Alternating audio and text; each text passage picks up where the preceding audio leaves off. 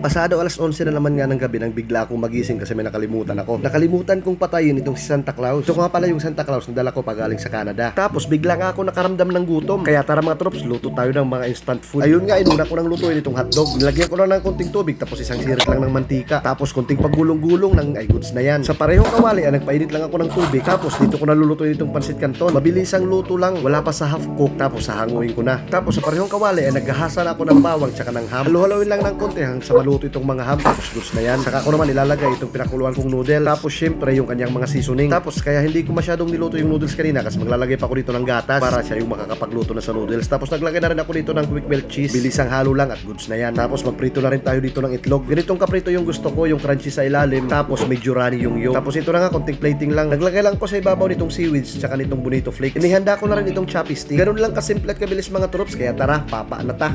Kasi init. Alright mga troops, papa na. Siyempre mga troops, dahil meron tayo ditong nori, babalog tayo ng pansit canton. Samahan natin ng ham, itlog, hotdog. Wow! Kasya ba ito sa bibig ko? Papa na naman.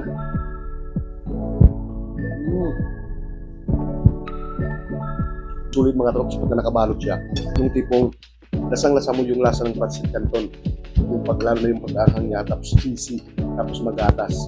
O siyempre lumilitaw yung, kasi maraming ham na ako nilagay. Halo pa kasi may hotdog, itlog, tapos ito pang contrast ng lasa, nori, tsaka yung bonito flakes na nilagay. Sulit mga trops, sulit. Huling balot mga trops.